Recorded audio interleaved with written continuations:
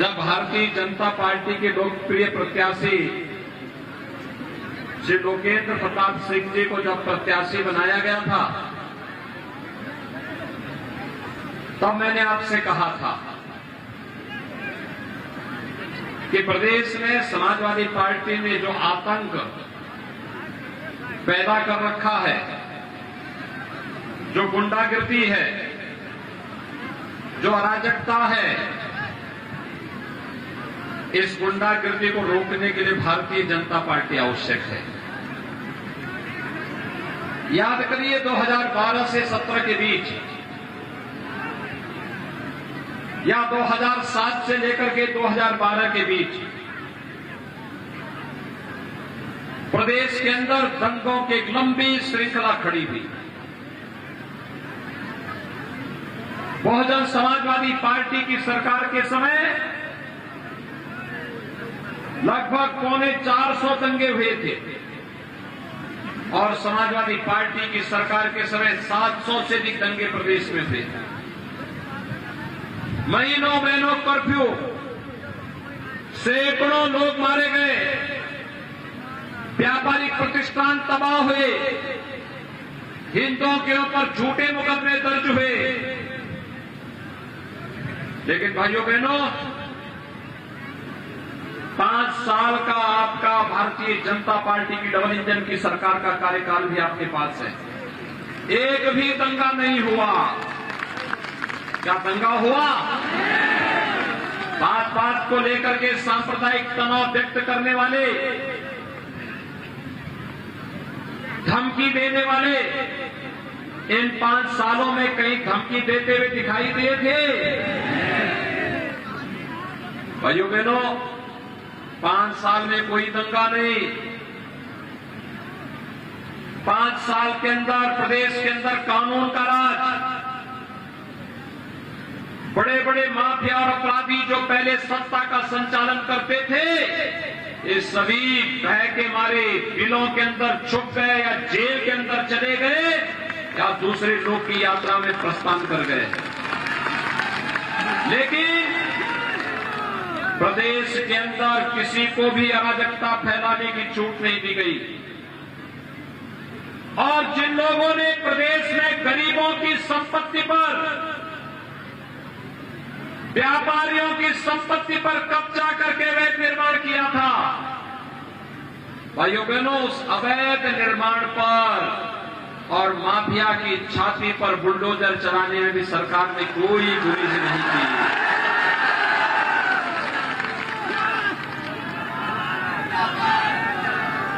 ये जो समाजवादी पार्टी का प्रत्याशी आया है ना, इसका भी अवैध निर्माण लखनऊ में था, वहां भी बुलडोजर चला है। इन लोगों की जितनी अवैध कमाई है,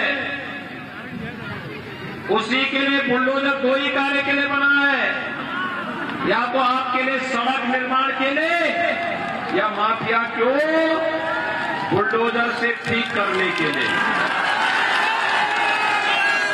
और इसीलिए आज मैं एक बार फिर आया हूं आपसे कहने के लिए, जो ये सुरक्षा का वातावरण है, शांतिपूर्ण तरीके से पर्व और त्योहार मनाए जा रहे हैं। दीपावली हो या होली, कोई व्यवधान डालने का दुस्साहस कर पा रहा है क्या? पहले कर्फ्यू लगता था और बाजारों में बमबाजी होती थी। अब तो भाइयों बहनों कर्फ्यू नहीं, शानदार कांवड़ यात्रा निकलती है। कांवड़ अब बमबाजी नहीं होती है, अब तो शिव के भक्त हर हर बम बम का नारा लगाते हुए निकलते हैं। भगवान शिव की भजनों में लीन होकर के जब उनकी कांवड़ यात्रा निकलती है, तो ऐसे लगता है जैसे उत्तर प्रदेश एक नए शक्ति की जी रहा है। ये नया उत्तर प्रदेश है, जहां भेदभाव किसी के साथ नहीं, सबको सुरक्षा, सबको सम्मान, सबका साथ और सबका विकास के भाव के साथ कार्य होता है। 2017 के पहले तो बिजली की भी जाति और मजहब हुआ करता था। ईद और मुहर्रम होता था तो बिजली आती थी, और होली और दीपावली को बिजली गायब हो जाती थी। यही होता था ना। 2017 के पहले बिजली मिलती थी क्या? आज तो बिजली मिल रही है ना, सबको बिजली, पर्याप्त बिजली। और यही नहीं, जहां जहां लोकेंद्र प्रताप सिंह जी ने कहा कि यहां बिजली नहीं लगी है, उन गांवों में भी बिजली पहुंचाने का काम किया। उन्होंने कहा कि गरीबों के पास कनेक्शन लेने के लिए पैसा नहीं, हम लोगों ने कहा फ्री में कनेक्शन दे दो, इनके घर में भी उजाला होना चाहिए। भेदभाव किसी के साथ नहीं। लेकिन भाइयों बहनों, अन्याय और अत्याचार करने की छूट भी किसी को नहीं दी सरकार ने। आप अनुमान कर सकते हैं, कोई सोचता था कि लखीमपुर खीरी जनपद में भी कोई मेडिकल कॉलेज स्थापित होगा? आज तो आपके लखीमपुर खीरी जनपद में आपके लिए एक नया मेडिकल कॉलेज बन रहा है।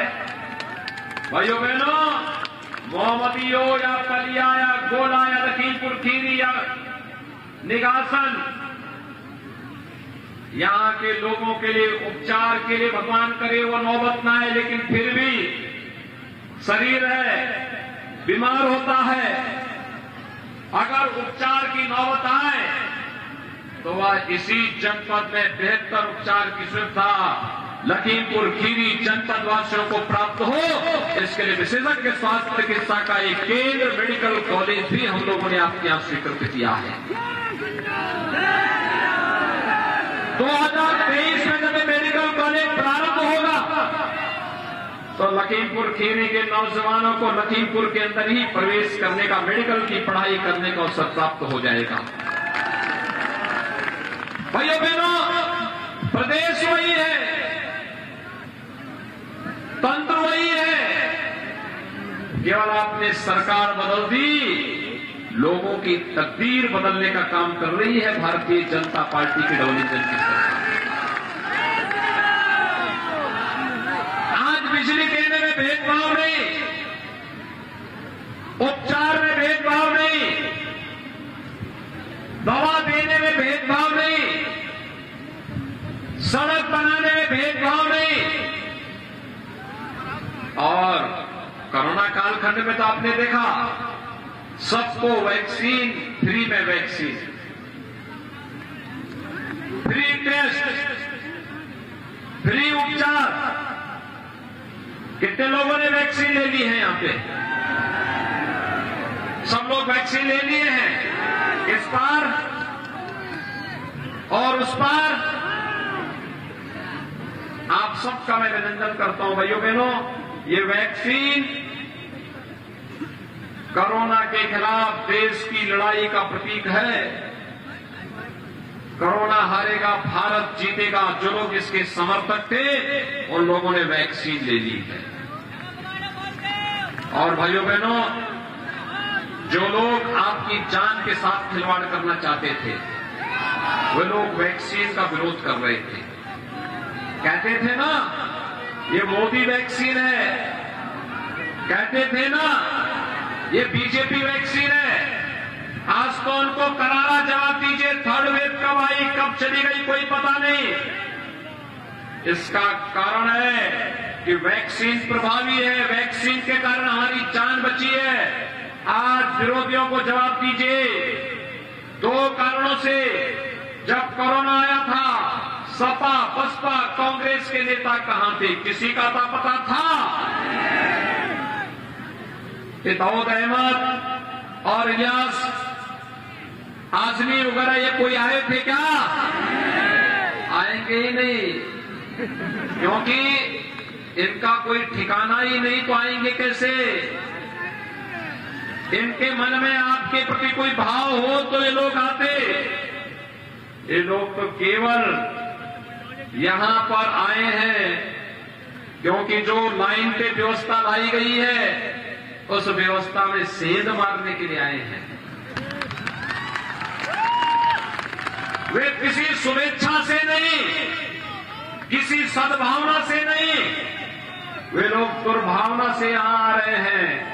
और दुर्भावना इस बात को लेकर जो आज सबको राशन मिल रहा है, सबको दवा मिल रही है, गन्ना किसानों के गन्ना मिलने का भुगतान हो रहा है, सबको सुरक्षा मिल रही है, पर्व और त्योहार शांतिपूर्ण तरीके से मनाए जा रहे हैं, वे लोग इसमें सेंध लगाने के लिए आ रहे हैं। उनको परेशानी इस बात की है कि होली और दीपावली शांतिपूर्ण तरीके से कैसे मना रहा है। उनकी परेशानी तो यह है क्योंकि पहले होली आती थी, दीपावली आती थी, दुर्गा पूजा आती थी, कर्फ्यू लग जाता था, गुरु पर्व आता था, कर्फ्यू लग जाता था, नंद तांडव करते थे, गुंडागर्दी करते थे, बेटियां स्कूल नहीं जा पाती थी। और अनुमान करिए, जब समाजवादी पार्टी 2012 में आई थी, उसने पहला काम क्या किया था? पहला काम क्या था? उसने आतंकवादियों के मुकदमों को वापस लेने का। भाइयों बहनों, दर्जनों लोग उत्तर प्रदेश में आतंकी घटनाओं में मारे गए थे। अभी गुजरात हाई कोर्ट ने, गुजरात के एक न्यायालय ने 38 आतंकवादियों को फांसी की सजा दी है, 11 को आजीवन कारावास की सजा की है। उसमें से कुछ आतंकियों का संबंध उत्तर प्रदेश से भी है, और उत्तर प्रदेश में जिन आतंकियों का संबंध है उनमें से एक आतंकवादी का अब्बाजान तो समाजवादी पार्टी का प्रचारक भी है। समाजवादी पार्टी का मतलब आतंकवादियों के प्रति संवेदना रखने वाली पार्टी। भाइयों बहनों, जो हमारी सुरक्षा के साथ खिलवाड़ करे, क्या हमें उसको समर्थन करना चाहिए? जो हमारी पीढ़ी के भविष्य को नरक करने पर उतारू हो रखा हो, क्या हमें उसे समर्थन करना चाहिए? समाजवादी पार्टी को आतंकवादियों का समर्थन करके यही करना चाहती है। मैं पूछना चाहता हूं समाजवादी पार्टी के राष्ट्रीय अध्यक्ष से, वह मेरे 2 प्रश्नों का जवाब दे। एक, 2013 में जिन आतंकवादियों के मुकदमों को वापस लेकर के आतंकवाद से पीड़ित नागरिकों के घावों पर नमक छिड़कने का कार्य कर रहे थे, क्या इसके लिए वो प्रदेश की जनता से माफी मांगेंगे? और दूसरा, गुजरात के सीरियल ब्लास्ट के लिए जिम्मेदार उन आतंकवादियों को, जिन आतंकवादियों का संबंध उत्तर प्रदेश से था, उस समय की समाजवादी पार्टी की सरकार ने जांच एजेंसियों को सहयोग नहीं किया था, आतंकवादियों को बचाने का प्रयास किया था, और आतंकवादी के बाप को, उसके अब्बाजान को तो समाजवादी पार्टी का प्रचारक बनाया था। क्या इसके लिए माफी मांगेंगे प्रदेश की जनता से और देश की जनता से? क्योंकि गुजरात में भी काफी लोग मारे गए थे, 56 लोगों की मौत हुई थी। ये आतंकवाद के प्रति अपनी संवेदना व्यक्त करते हैं। लेकिन भाइयों बहनों, जब 2017 में हमारी सरकार आई तो हमने पहला निर्णय लिया था अन्नदाता किसानों के कर्ज माफी का। प्रदेश के अंदर 86 लाख किसानों का 36,000 करोड़ रुपए का कर्ज माफ हुआ था, और अकेले लखीमपुर जिले में 1,45,000 किसानों का कर्ज माफ हुआ था।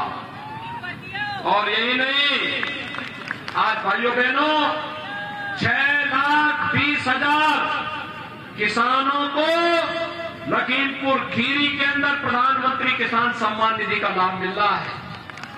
6,20,000 किसानों को हर साल 6,000 रुपये सालाना। समाजवादी पार्टी वृद्धजनों की, विधवा महिलाओं की और दिव्यांगजनों की पेंशन को भी हड़प दिया था इन लोगों ने, बंद कर दिया था इन्होंने। लेकिन भाइयों बहनों, हमारी सरकार ने उसे बहाल किया। आज प्रदेश के 1 करोड़ दिव्यांगजन, विधवा महिला और वृद्धजनों को 12,000 रुपये सालाना पेंशन देने का कार्य भारतीय जनता पार्टी की डबल इंजन की सरकार कर रही है। हमारी संवेदना तो विकास के लिए है, हमारी संवेदना गांव के लिए है, गरीब के लिए है, किसान के लिए है, नौजवान के लिए है, समाज के प्रत्येक तबके के लिए है और सबका साथ और सबके विकास के भाव के साथ हम कार्य कर रहे हैं।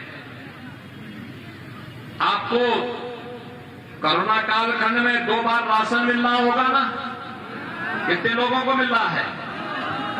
राशन में कोई भेदभाव तो नहीं हो रहा है ना? ये राशन में हिंदू मुस्लिम या कोई अन्य बात तो नहीं फैल रहा है ना?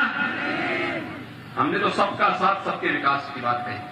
ये बिजली में भी चेहरा देख के बिजली तो नहीं आ रही है ना कि हिंदू के घर में आएगी और मुसलमान के घर में नहीं आएगी।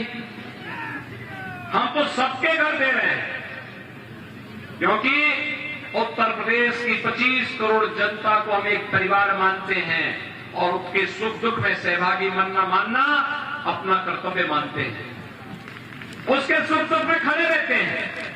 लेकिन समाजवादी पार्टी और बहुजन समाजवादी पार्टी की सरकार के समय क्या होता था? उनकी सरकार के समय वो चेहरा देख करके बिजली आती थी। हिंदू होगा बिजली नहीं मिलेगी, होली आएगी बिजली नहीं आएगी, दीपावली आएगी तो टोपी लगा करके बिजली लेकर के भी आ जाएगी।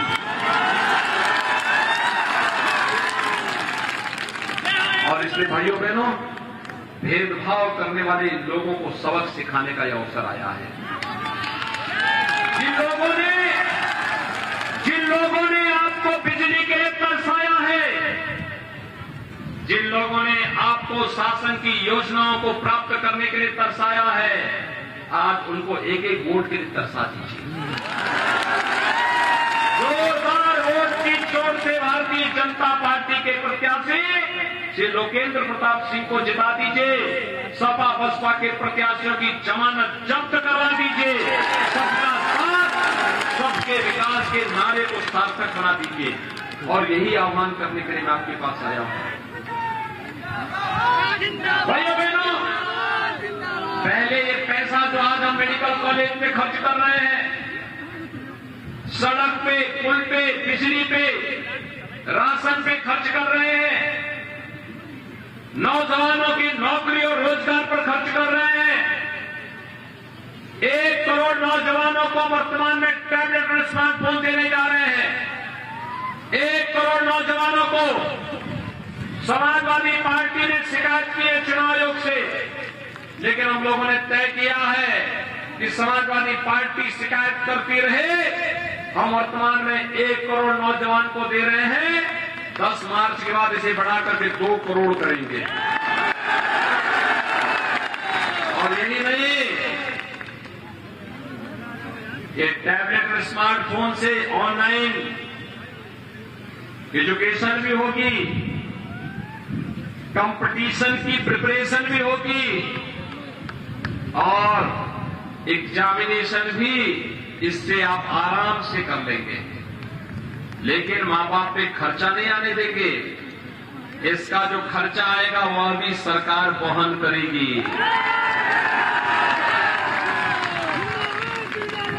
सरकार ने तो यह भी तय किया है, हमारे घर गृहस्थी का काम हमारी माताएं बहनें संभालती हैं।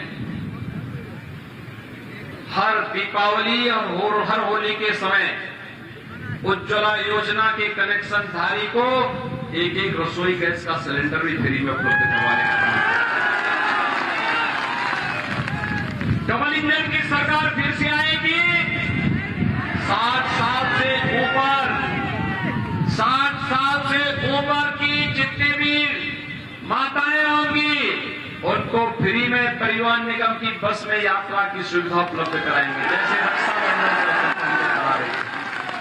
और हम लोगों ने ये भी तय किया है, कॉलेज जाने वाली हर मेधावी बेटी को फ्री में स्कूटी भी उपलब्ध करवाएंगे। आज बेटी की सुरक्षा में कोई सेंध लगा सकता है क्या? ऐसा कोई दुशासन और दुर्योधन अगर कहीं खड़ा होगा तो सरकार उससे बहुत कायदे से निपटती भी है। भाइयों बहनों, देखिए सरकार आस्था का सम्मान किस रूप में करती है।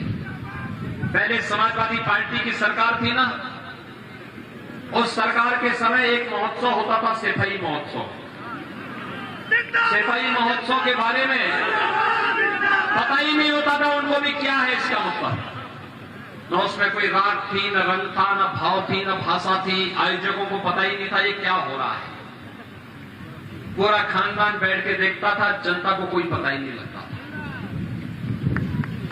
लेकिन आज महोत्सव का मतलब क्या होता है?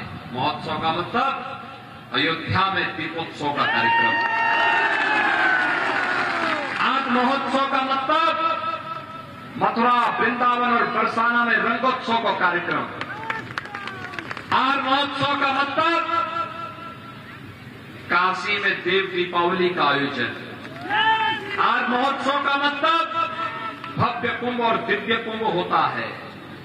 आज महोत्सव का मतलब गुरु पर्व होता है। आज महोत्सव का मतलब गुरु गोविंद सिंह जी महाराज की 4 साहिबजादों की स्मृति में मनाए जाने वाला वीर बाल दिवस का कार्यक्रम।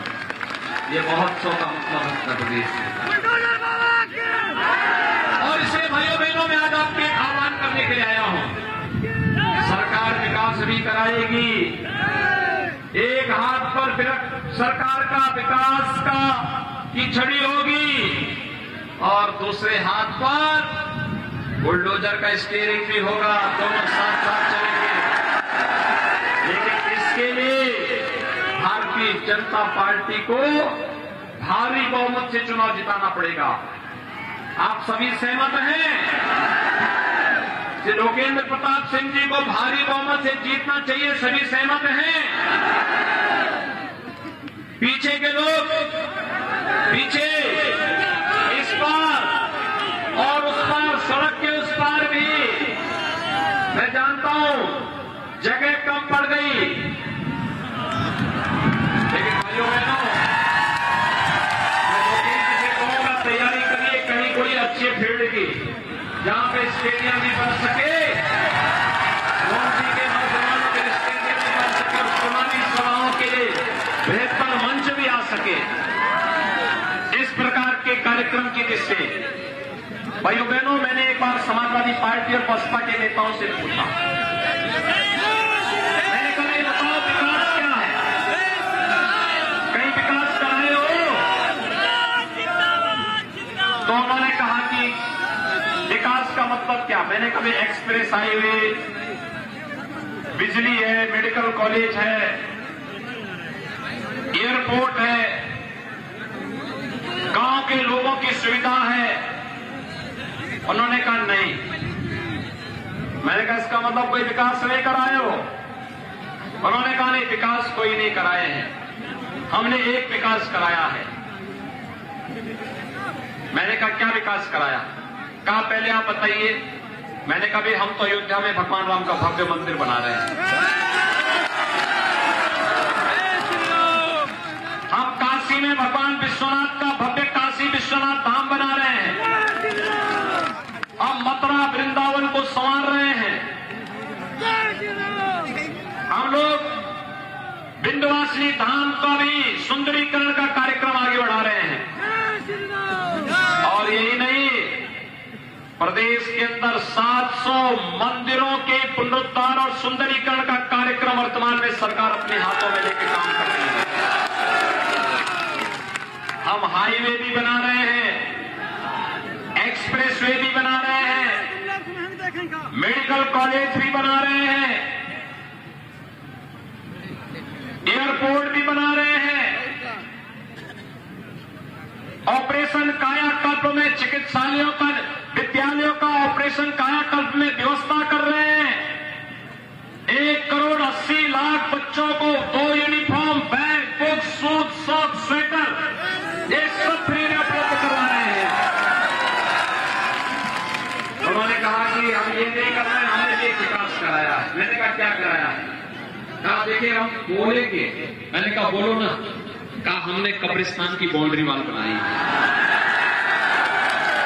आखिर सपा बसपा के समय में तो यही हुआ था ना। भाइयों बहनों, इनको बोलिए ना, क्यों नहीं बोलते हैं कि भाई जब कब्रिस्तान का बाउंड्री वाल बनाए हो तो कब्रिस्तान से ही वोट भी लो ना। बोलोगे? सभी लोग सहमत हो? भारी बहुमत से लोकेंद्र प्रताप सिंह जी को चुनाव जिता करके भेजेंगे। कमल चुनाव चिन्ह पर चुनाव जिताएंगे। लेकिन भाइयों बहनों, चुनाव जिताने के लिए पहले चुनाव के दिन पहले मतदान और फिर मतदान पहले होना है। तो मतदान के लिए सभी तैयार हैं? इधर इधर इधर